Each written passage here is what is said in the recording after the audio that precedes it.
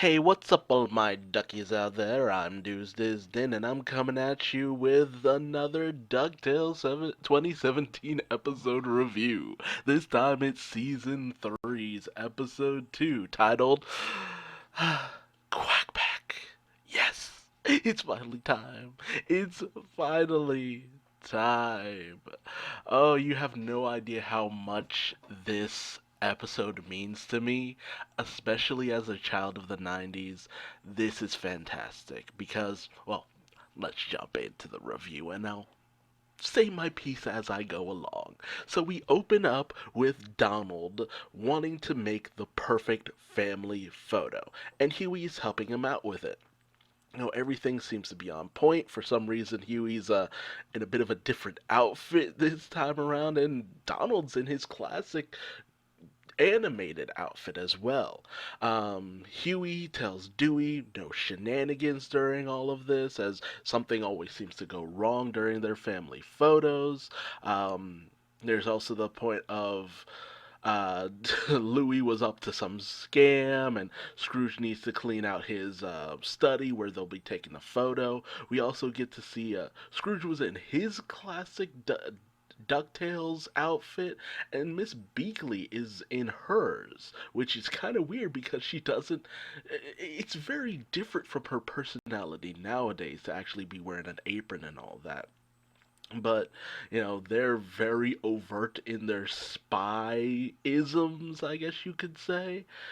And weirdly enough, Donald is once again voiced by the magnificent Don Cheadle once again, which immediately just tells you something's not right here. Something is very not right here. We get this title sequence that shows off all the characters, and Launchpad apparently has a band called the Crash Appies, which is a staple of like earlier animation where there was always somebody with a band. But we then get a card to Quack Pack, which, oh, Quack Pack. Quack Pack was a follow up to DuckTales, which chronicled the adventures of the triplets as they had grown from, tiny kids to full on teenagers. And they went from living with Uncle Scrooge, as Donald had gone off to join the Navy and all that good stuff, to living with Donald again, as he was the parent and, I guess military. Because he was in the military, he had racked up enough money to just be able to be a suburban dad and take care of the kids and all that, and they would get into mischief. Honestly, it was akin to Ed, Ed, and Eddie, where Eddie. Huey was Eddie, Dewey was Double D, and Louie was like Ed, basically. That was their personalities there. And the whole point was to give them personalities, make them distinct and all that kind of stuff. So it was a fun enough series, but it only lasted for one season. One season that consisted of like 60 episodes, but even still, that's a good amount of episodes. That's around where the current series is at. I think it was 60 episodes. I'd have to double check that. But I enjoyed the series for the most part, mostly the theme song. I love the Quack Pack theme song. Quack, quack, quack, quack pack. But, I love the references here, and it's so fun to see an allusion to that series because it pioneered the idea of the triplets having their own identities. Something that was really taken to heart in this series and helped steer them in a good direction, I feel. But as we continue on with the episode, Webby has an encounter with the actual photographer, mistakes him for a spy, and beats him up. Scrooge's study is completely trash, so Della and Louie have to help him out in getting that fixed up for the most part. Huey and Donald are freaking out over the fact that where they're having the picture taken is trashed, and Donald wants it here specifically because it has the best lighting. So Dewey comes in and takes Donald off to kind of calm his nerves for the most part. But Huey continues to have misgivings about everything going on around him, especially when he notices that his junior woodchuck guidebook has blank pages, with Della just saying, "Oh, it was probably caught in the wash," but it's just like Huey loves that thing. It is his Bible. He would never allow something like that to happen to it. So as Dewey has a moment of giving Donald a salon day, basically, Huey comes crashing in saying that something's wrong here. I'm hearing this weird laughter going on because there's a laugh track in the background. Something quote unquote funny happens. And, he's hearing it and he's just wondering what's going on. But this is interrupted by the revelation that Dewey has given himself and Donald mohawks. And then it cuts to commercial break and it fades to black, with Huey noticing the entire time, wondering why everyone just suddenly froze, why everything's suddenly going dark, what's going on. And it cuts to a commercial, which ends up being an advertisement for Pep, that soda that Dewey loves, which, just starts flooding across the city and all this. Like, you open up some Pep and it floods the city, basically. We even have an intro to, like, what you'd have during the mid 2000s for Disney Channel. It's just like, you're watching Disney Channel. Now back to Quack Pack. And it's just like, I am straight tripping through my childhood and mid teens. It was just like, everything from the 1989, 1985 to about 2005. That's all they're referencing here. And that was my time. I grew up during that entire time.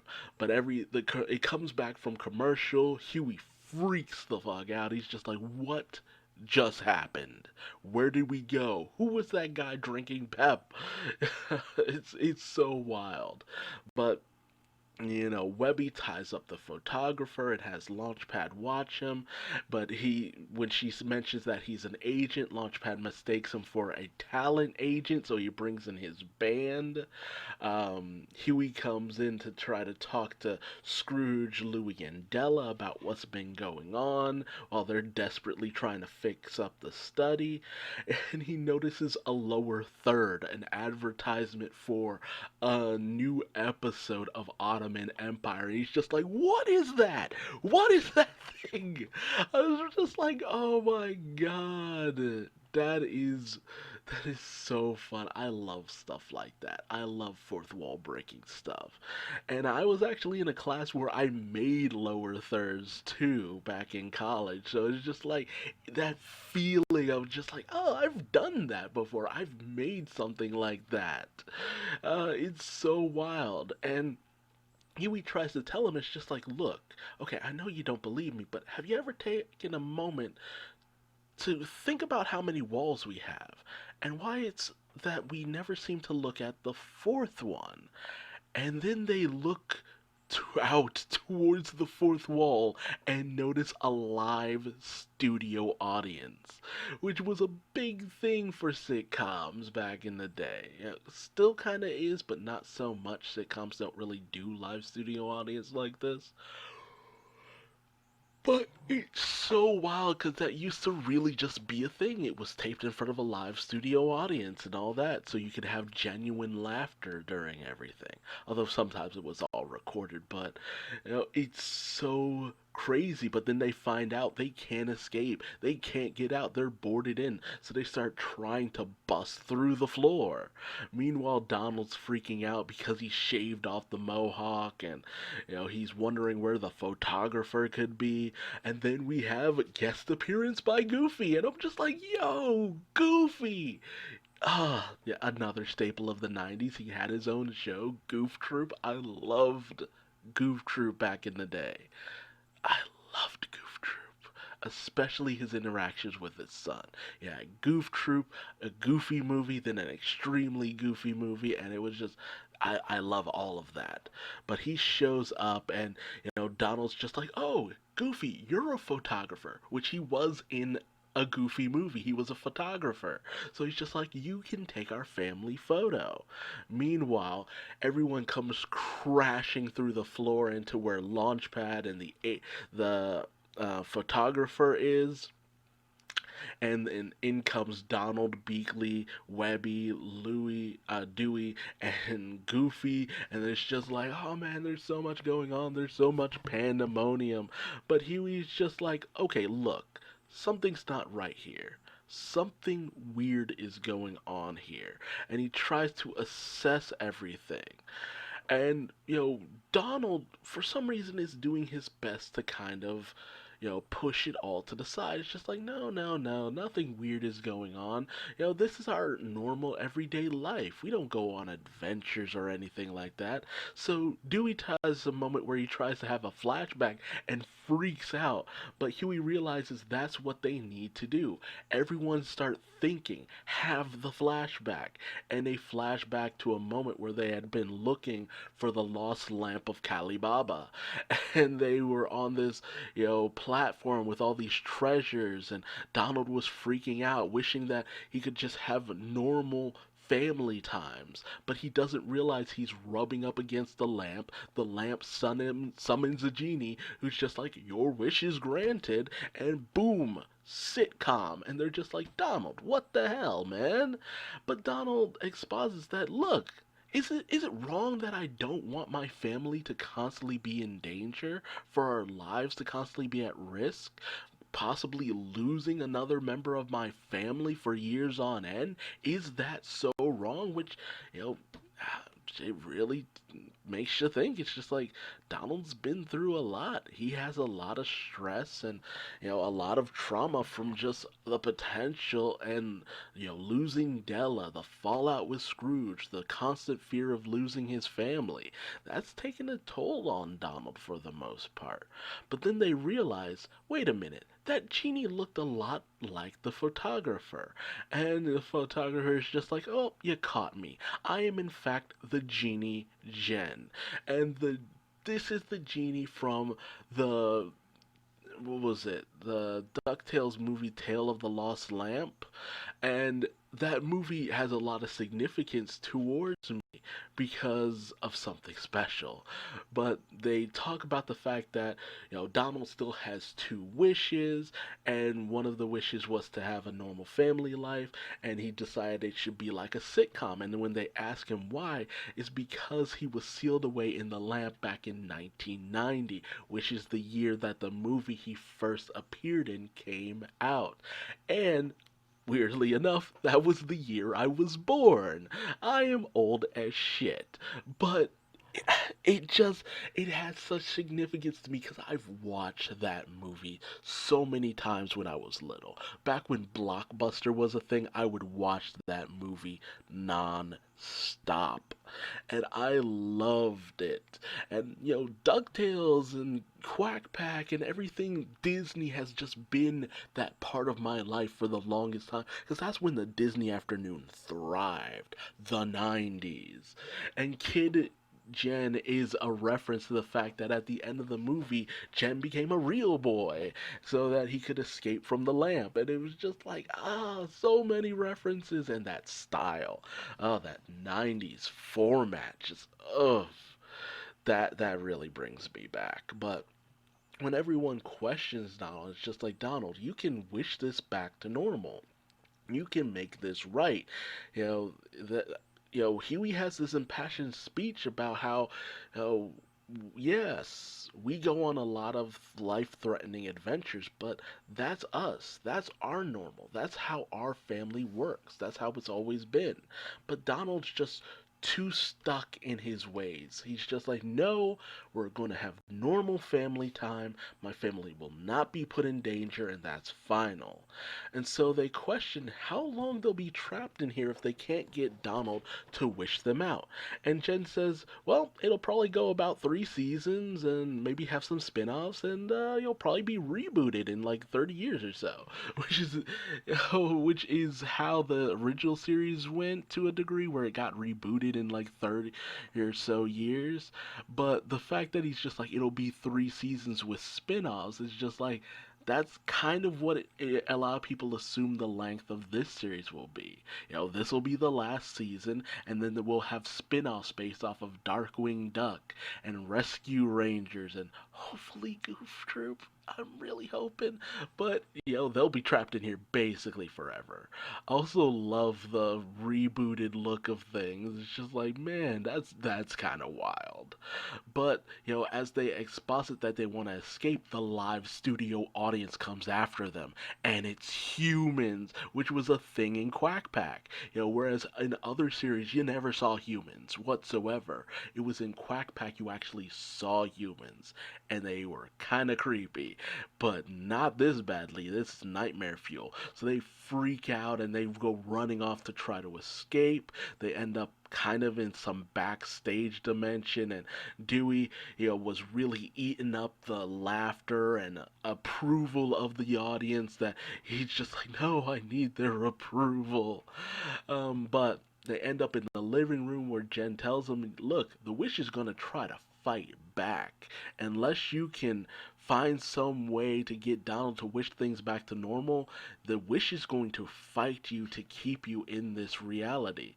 So they desperately go looking for the lamp while Jen plays with Pogs, another 90s thing.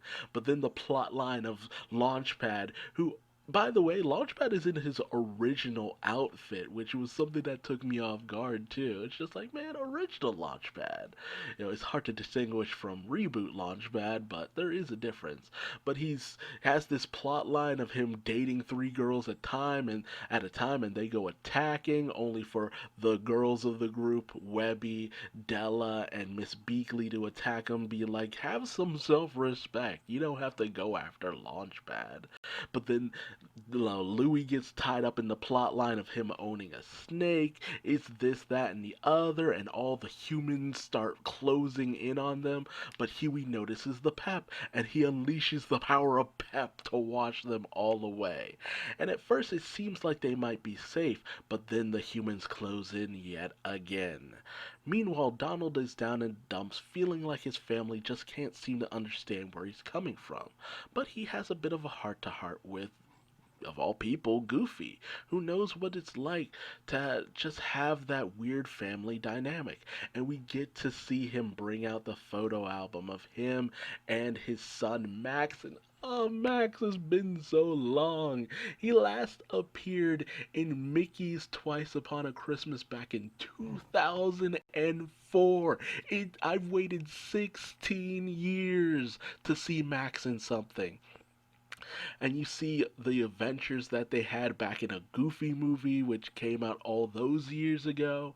You see pictures of PJ, Max's best friend, and the son of Pete, who hasn't appeared since 2000 in an extremely Goofy movie, 20 years. And you see pictures of Roxanne. Oh, Roxanne, Max's girlfriend, who last appeared in The House of Mouse back in 2002. That's 18 years ago during this recording. So it's just like, yo, I'm nostalgia tripping hard for this episode. But he tells them, look, families have their own version of normal, but you have to embrace that, because without doing that, you end up missing out on the lives of your family. And Donald kind of takes that to heart for the most part. So as the fight with the humans rages on, Donald comes in and notices, oh, y'all threatening my family. I ain't having none of that. So, they join in on the battle. They start, back to back fighting off the hordes of human audience members. But when Donald ends up getting blinded by Goofy's camera by accident, he notices that the lamp is up at by the lamp.